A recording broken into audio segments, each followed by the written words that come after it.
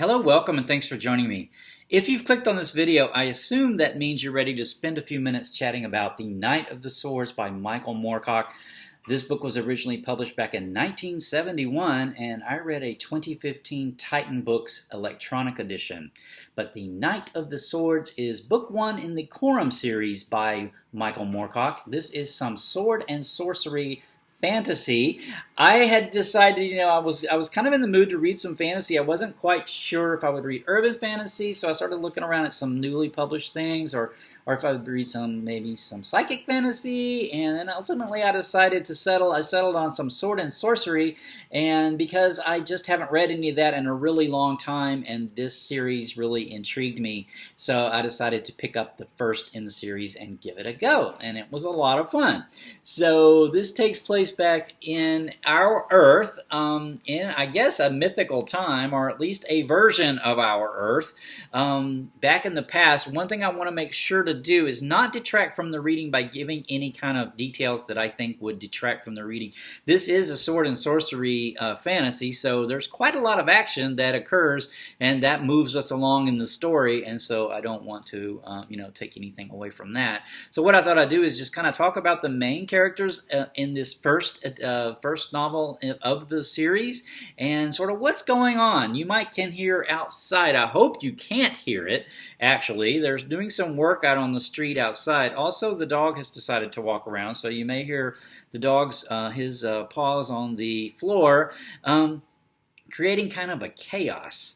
And the Prince of the Swords, the Knight of the Swords, is all about chaos and trying to overcome chaos, and chaos with a capital C. The forces of chaos are all around us all the time, aren't they?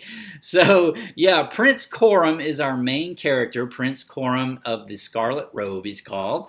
So Prince Corum he's a Vaag. So he's of a race called Vaag. So I thought I would just describe what they look like, because it's described in the book itself.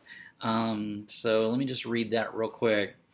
The Vaag features narrow, long skulls, ears that were almost without lobes and tapered flat alongside the head, fine hair that a breeze would make rise like flimsy clouds about their faces, large almond eyes that had yellow centers and purple surrounds, so purple-eyed with yellow pupils, wide, full-lipped mouths, and skin that was a strange gold-flecked rose pink. Their bodies were slim and tall and well-proportioned, and they moved with a leisurely grace that made the human gait seem like the shambling of a crippled ape. So yeah, gold and pink-skinned, purple and yellow-eyed sort of beings. And they are they're very peaceful, they're very advanced. They, along with another race called the Nadrog, were really the most powerful races on the planet in the past. The Nadrog and the Vaag have a long history of being enemies, but they have had centuries of peace by now. And the Vaag, Prince Corum's family, they live in a castle. This castle at one time housed 500 or so people, and now it houses 12. So they've been on a sort of a slow decline. They don't really pay attention to the outside world at all. They don't visit their family anymore because they live a really long time. I think Prince Corum's father is like 1,000 years old or something. So they live a really long time, and they just they are involved in their individual sort of pursuits, like artistic pursuits and intellectual pursuits, and they've ignored the world around them. And they've done this at their peril, because even though they may have been sort of at peace and sort of stagnated, the world around them is continuing to change. And so there are humans in this world that are called Mobden. So the humans, back in the past, the Vaag and the Nadrog are the very ancient races of the planet.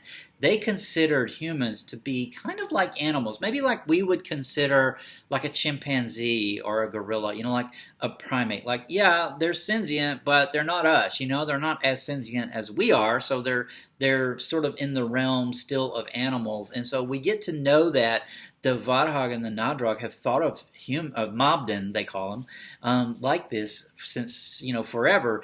Actually, even Prince Corum's father had at one time had a Mobden woman in his menagerie, sort of like a zoo, because they considered them, not fully sentient because they were considered beast-like. But over time, the Mobden have been changing, and so the one thing the Vaag and the Nadrag can do is the Earth, or the planet that they're on, either our Earth or our Earth in a different time and place or plane, it passes through 5 different planes or dimensions, 5 planes. And the Nadrag and the Vaag and the Nadrag can see into the other planes, the other 5 planes, the other 4 planes.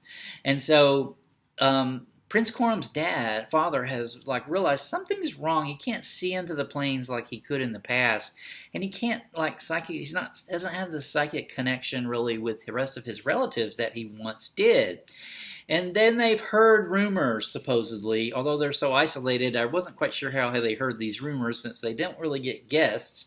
But that things were changing, that the Mobden were spreading, that things were changing, over time.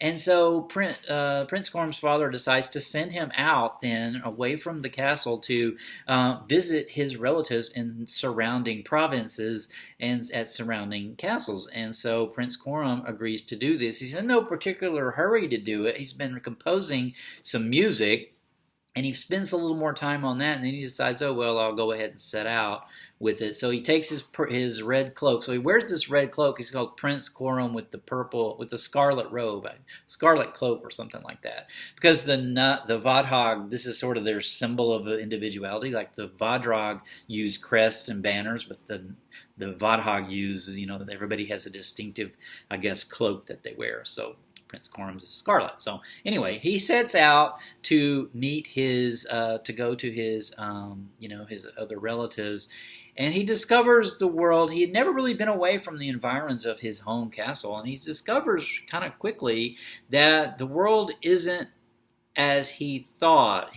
And so he comes across the fact that there's been quite a lot of destruction in the world, and he actually comes across a band of Mobden. This does not go well for him. He ends up getting very sort of cruelly maimed, shall we say, without giving too much away.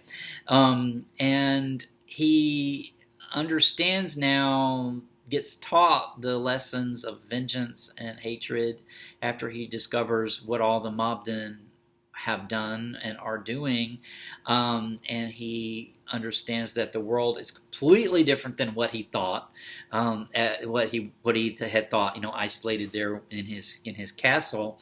And I won't give anything else much about that away, but he does set out then on this. He started out on this quest to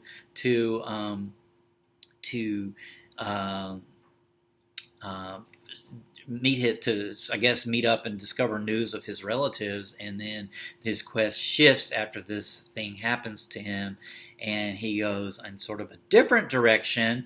I won't describe exactly how, but he ends up meeting the Lady Ralina. The Lady Ralina is a human, and so she's a Mobden, but there are some Mobden, he learns, that aren't horrible. They're a little more civilized than others. Some are more civilized than others. So this particular group that she belongs to is, they're a little more, civilized. And there are flying bats. There were these giant flying bats that people can ride. That these humans were able to ride these giant flying bats, and that's sort of how Prince Corum gets brought to meet the Lady Ralina, who it turns out she's a widow. and I only mentioned her really as not a spoiler because she becomes a main character, and then she's in the rest of the series because she's the love of his life, basically, even though she's a Mobden. So this was a conflict that both of them had because they weren't used to, they were different species, so they can't have children, but the Vaag, of course, have this prejudice against Mobden as being like almost like animals, right? And so, but he loves her nonetheless, and they form a bond that is apparently irrevocable because she's in the rest of the books.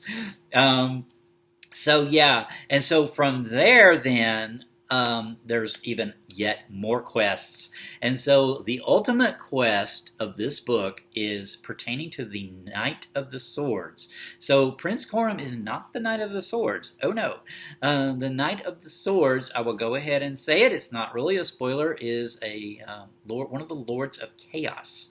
So ultimately, the quest is, like the title would suggest, is with the Lord of Chaos. So, so this is kind of setting us up then for the next book, which I've already finished, The Queen of the Swords. And so by the time we're finished with this book, we understand what chaos is with a capital C, what we're dealing with here, what's going on in this plane and in other planes. There are 15 planes. This planet passes through 5, like I mentioned. So some really good sword and sorcery here with the Knight of the Swords. So I'm really glad that I decided to read this. I wanted to have a little time at the end of the chat to sort of explain this convoluted way that I came about it. I was watching Canopy. So Canopy, if you're not familiar with Canopy, it's an app that you can get for your Roku device. At least that's how I access it. I think you can maybe even do it through a computer, but I do it through my Roku device, and it's an app. If your public library participates in it, you can enter your library card information, and you can watch things that would otherwise be checked out on DVD. So lots of streaming movies and things like this. And one thing my library offers is unlimited access to the great courses. So you remember those great courses? They come out on DVD, and there are all sorts of great courses. And I've been watching one called How Great Science Fiction Works, which is so fun. And the name of the particular lecture that I heard about Michael Moorcock was called Science Fiction Treatments of History. And in this lecture, the professor, who is Gary K. Wolfe, who's the professor of humanities at Roosevelt University, talks about Michael Moorcock's book, Behold the Man, which came out in 1969 and I think was somewhat controversial because it pertains to a man who time travels back in time to the year 29 to meet the historical Jesus, which he does, and therein lies the controversy because he gets involved with the Jesus story. But when I looked that up, that sounded really interesting to me. So when I looked that up, I came across the rest of Michael Moorcock's works, and this Corum series really stuck out at me, although he has several other fantasy series that I'm now extremely interested in reading. And then the other kind of thing that I thought was kind of cool and funny about the series was the Prince Corum. So Corum, when I read that, the first thing I thought of was Tatty Corum, who is she's a character from Little Dorritt by Charles Dickens, and she is the one whose mind gets poisoned by the hateful Miss Wade. And so when I was starting to read this book, I kept thinking Tatty Corum instead of Prince Corum. And now someone just has decided to vacuum the hall, so yet more chaos going on in this video, chaos with a capital C that we need to be on the lookout for, right? So, this next book I'm going to chat is The Queen of the Swords, the next in this series. And you can see there it's got a cat with wings. Yes, there is a flying cat that comes up in book 2, The Queen of the Swords. So that chat will be coming up next. Stay tuned. Take care. Bye.